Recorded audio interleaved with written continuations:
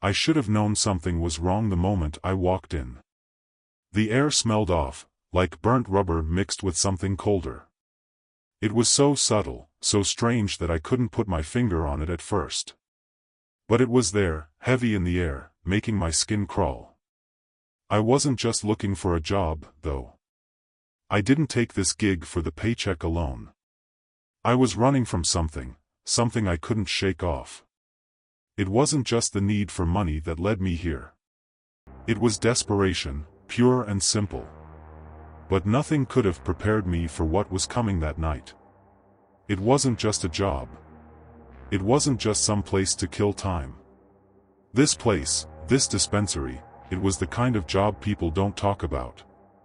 I wasn't ready. And the rules? The rules were only the beginning. And what I didn't know? I was about to break the first rule, and that was the start of it all. I walked in, a little anxious but excited, finally, a job that paid well. I wasn't really thinking much about the weirdness I felt in the air. I was just focused on the fact that I'd landed a decent-paying gig. $22 an hour trimming buds in a dispensary? Yeah, that was the kind of opportunity one wasn't going to pass up. But then, as I stepped in and looked around, something felt off. It was subtle at first, like the whole place was pretending to be something it wasn't.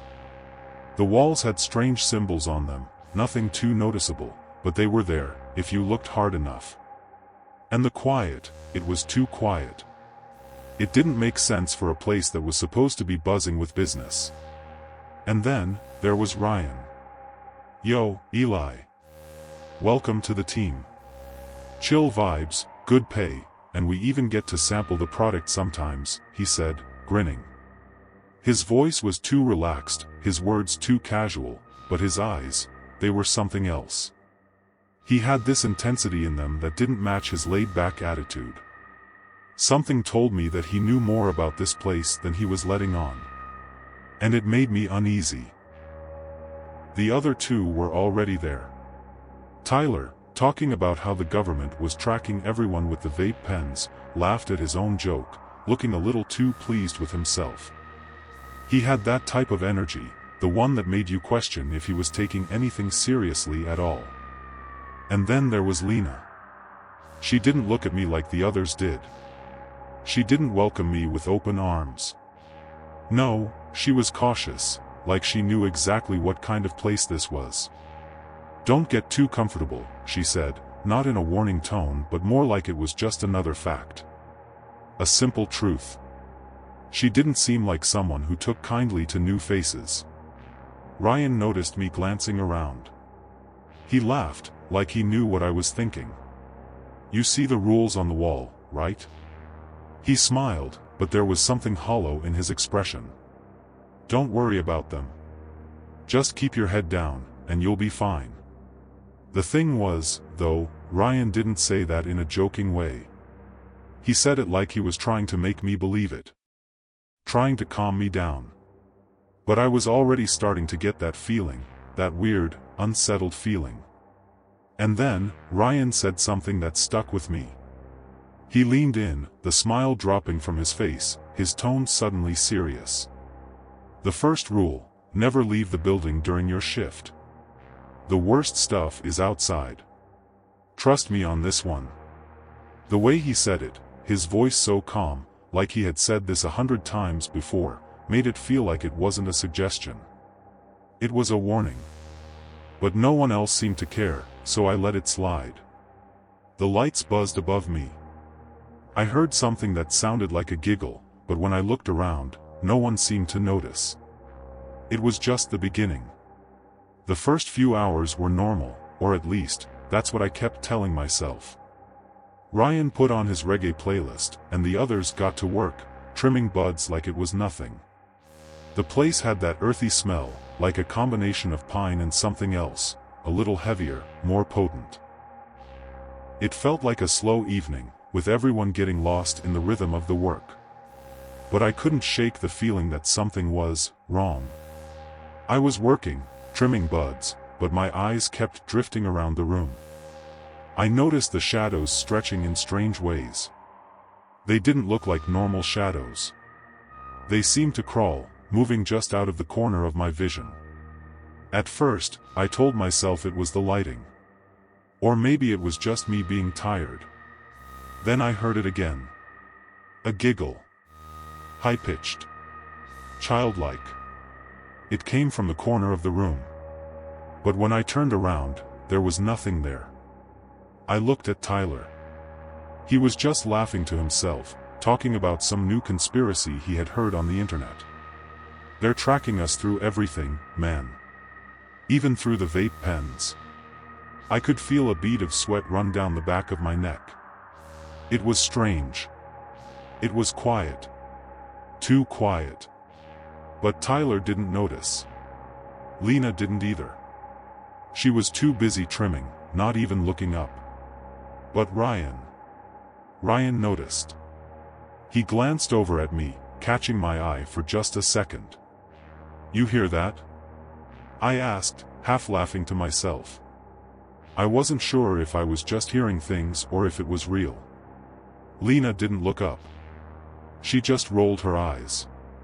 "Don't ask questions you don't want answers to," she said, keeping her voice low, her eyes fixed on the buds in front of her. Something about her tone made me feel like she knew more than she was letting on. Like she had heard the laughter too. Maybe she'd heard it before. Ryan cleared his throat, clearly noticing the tension. "Look," he said, trying to lighten the mood. "You guys are here to trim buds and vibe out. Just follow the rules, and you won't have any problems. The worst thing you can do is mess with the rules." His voice dropped again, and that eerie seriousness returned. Some people, they didn't make it to their second shift. I felt a chill run down my spine. Just follow the rules. That's all I'm saying. I wanted to laugh it off, but I couldn't. The giggle was still ringing in my ears. And the shadows, they were still stretching, even when I wasn't looking. Something wasn't right. By midnight, I had trimmed my share. The room was starting to get quiet again, the kind of quiet where you notice every little sound. I could still hear that faint giggle, even though no one else seemed to hear it. The shadows were thicker now, almost like they were closing in on us. And then, the lights. They didn't just flicker this time. They went out. Completely. I froze, my hands gripping the scissors so tightly, I thought they might snap. And then I heard it. That giggle again. It wasn't just a sound anymore. It was like it was behind me, right there in the room, too close to ignore. I spun around, but there was nothing. Just shadows. I was starting to feel crazy. Was I hearing things? But then I saw it. A figure. Just a glimpse. Something small. Something moving. I could have sworn I saw it dart into the corner. I didn't know what to do. "Did you hear that?" I asked, my voice cracking slightly. But when I looked around, Tyler was too busy with his conspiracy theories. Lena didn't even flinch. She just kept trimming, not even sparing me a glance. I tried to play it off. "Man, I think this strain is hitting harder than I thought." But Lena's eyes shot up at me. "Did you touch the emerald strain?" she asked, her voice low, barely above a whisper. No." I stammered, confused. Her eyes narrowed. "Good," she said, going back to work. I could feel it now. The air was colder. The shadows were moving. And the giggle, it was louder this time. Closer. I had broken the first rule. And I was starting to regret it.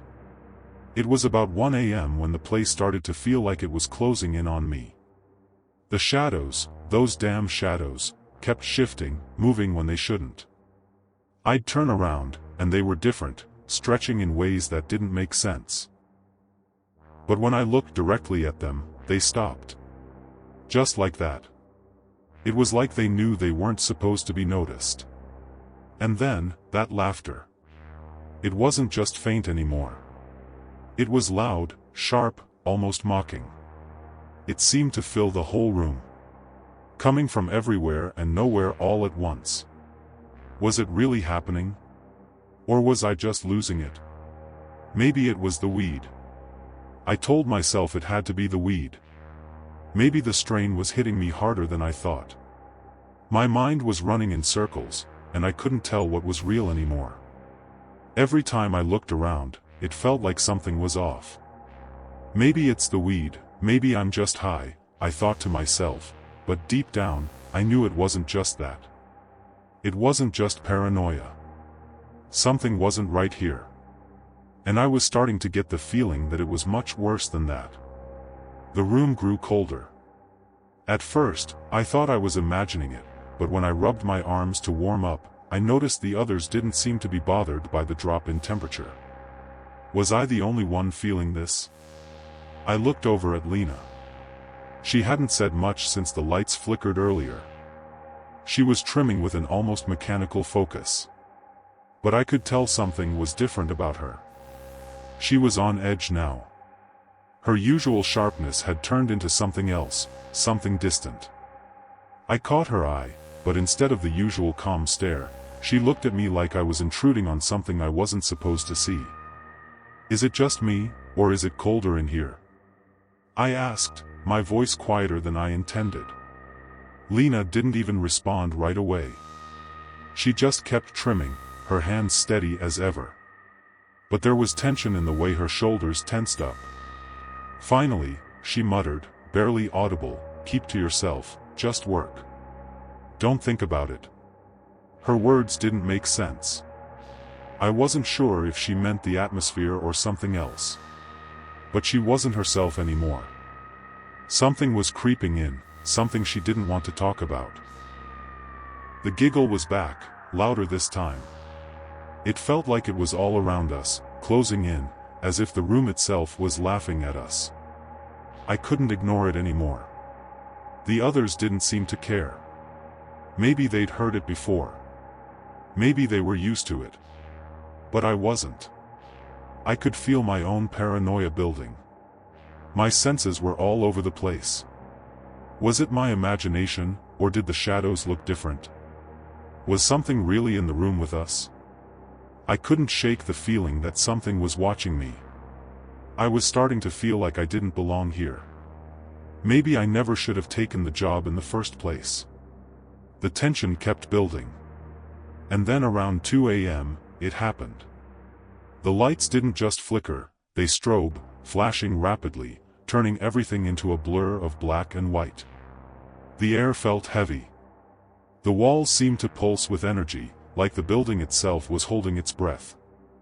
I felt my pulse quicken, and then I heard it again. That laugh. Only now, it wasn't just faint.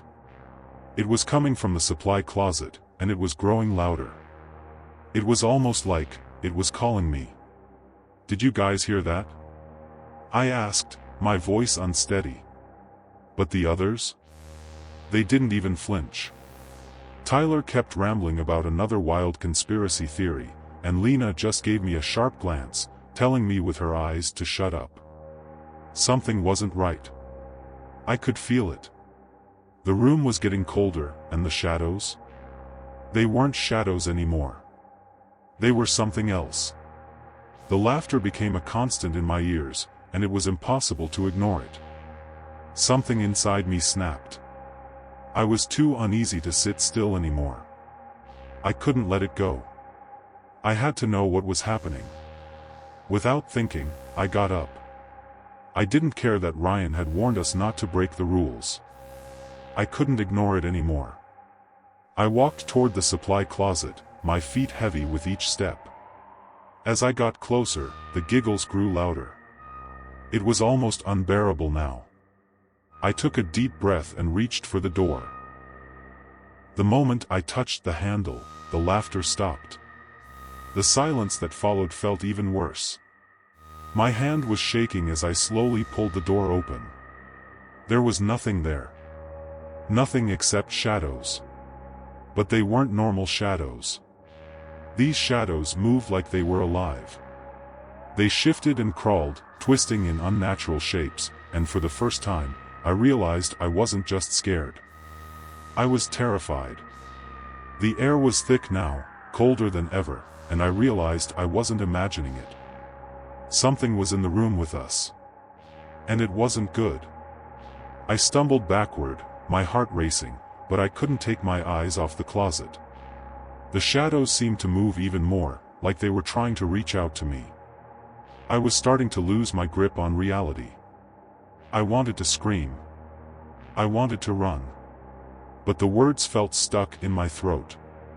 Was this real? Was I going crazy? Everything happened fast after that. The lights began strobing again, and then, everything went dark. Total darkness. The kind that feels like it's swallowing you whole. I heard it before I saw it. The giggling, but now it was mixed with something else, growling. Deep, low growls that made my blood freeze. The scratching started next, like claws running across the walls, underneath the table, around the room. I couldn't breathe. I had no idea where to look. The giggling stopped suddenly, replaced by a sound I couldn't quite place. A clicking noise. A chattering noise. And then, I saw it. The eyes. There were dozens of them. Small, glowing like fireflies. They were everywhere, staring at me with these sharp, jagged teeth glinting in the low light. I froze, unable to move. Tyler screamed. "No! This isn't real."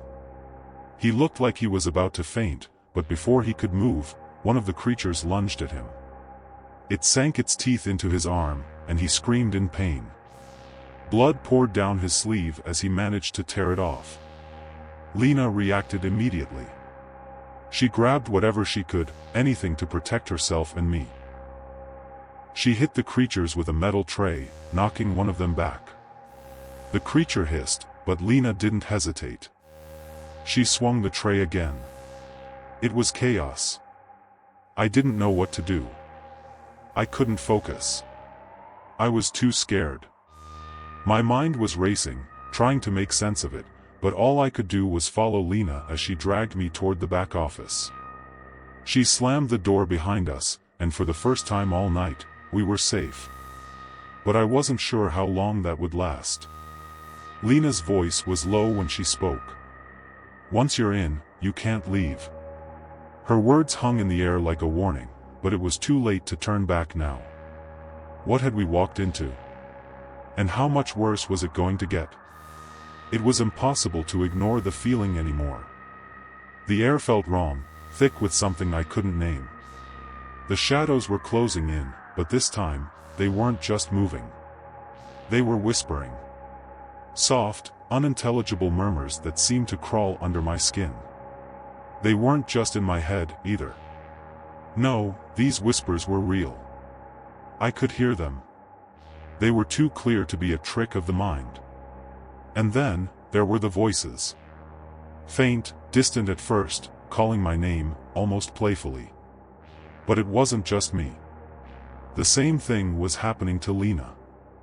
I could see her eyes dart around nervously, like she was trying to track the voices, trying to make sense of them. She didn't say a word. She didn't need to. The fear was in her eyes, just like it was in mine. I couldn't stop hearing it. It was like my name echoed through the walls, over and over. The sound was so real, so close, that I could almost feel the breath against my ear. I had to keep reminding myself it wasn't real. It couldn't be. But everything was starting to feel warped. Out of time. I couldn't tell if the hours were dragging on or if they were speeding by. The seconds felt like minutes. The minutes felt like hours. Time itself had stopped making sense. I wasn't sure how much more of this I could take. The fear of breaking the rules, of doing anything that might make this worse, had begun to feel like a trap. There was no escape. And then I thought about Ryan's warning. I couldn't stop thinking about it now. Once you're in, you can't leave. Was this all some sick joke, Or was this real? Was I really stuck here? I couldn't trust myself anymore. I wanted to leave. I wanted to get out of here more than anything. But the idea of running felt useless. The rules weren't just warnings. They were the only thing keeping me from becoming like those who never made it. I was trapped. And as much as I wanted to break free, I couldn't shake the feeling that the longer I stayed, the closer I came to becoming one of them. The sound of the whispers grew louder. The shadows crept closer, and the giggling? It was everywhere now. My heart raced. Lena and I backed into the corner of the back office, our eyes scanning the room for any sign of movement. And then, we saw them. The creatures. They were getting closer. At first, it was just a few glowing eyes. Tiny points of light cutting through the darkness, but soon it was dozens. There were too many to count. Their eyes reflected the dim light, and they seemed to be closing in on us. They were like ghosts, but worse. They had that unnatural glow to them, eyes too wide, too bright. The sound of their claws dragging across the floor sent a chill through my bones. Lena wasn't even looking at them anymore. She was focused on the door, the only exit. "We need to go now," she whispered, her voice trembling. But it was too late. The building was locked down. The windows wouldn't open. We were trapped, and the creatures were getting closer. I tried to stay calm, but the panic was crawling up my throat. I could feel my pulse pounding in my ears, drowning out everything else. There was nowhere to run. Nowhere to hide. And then, just as I thought we were finished, I heard it. A voice. Distorted. Familiar, but wrong. "Let me in." It was Tyler. But it couldn't be him. I knew it wasn't him. His voice was warped, twisted into something else. Something that sounded like it was coming from behind the door. My breath caught in my chest. Was it really him? Was he still alive, or was this another trick? The creatures stopped moving. The room went silent. For a moment, I thought maybe we were going to make it. Maybe we could fight back. But then the sound came again, louder this time. The voice calling my name. "Let me in." But it wasn't Tyler. It couldn't be. It was something else. And it was getting closer. The creatures were fully revealed now. There were no more hiding in the shadows. Their glowing eyes surrounded us, their sharp teeth gleaming in the faint light. We were outnumbered, and there was nowhere to go. I felt a hand on my arm, pulling me. It was Lena, urging me to move. But where? There was no escape. We barely managed to get out of the back office, rushing to the door. But the moment I touched the handle, I knew it was no use. The building was locked down. Trapped. And then, as we stumbled out into the hallway, I saw it. Written in blood, scrawled on the wall just inches from the door, "You're next." I froze. The words burned into my mind. They were meant for me. For Lena. For anyone who was left. And that was when I realized something. This wasn't over. Not by a long shot. We'd made it out, but I couldn't shake the feeling that the dispensary was still watching us. That whatever was inside that building hadn't let go. And as I walked away, the fear clawing at the back of my mind, I didn't know what was waiting for me. All I could do was look over my shoulder and wonder, was this just the beginning? The door closed behind me, but I didn't feel safe. The creatures, the voices, the rules, everything about this place was still with me. And I didn't know if I could escape it. I wasn't sure if the job had ever really ended. And maybe it never would. Did you think Eli made it out? Or is he still trapped in that dispensary? Let me know what you think in the comments section below. And don't forget to like, subscribe if you want to hear more stories like this.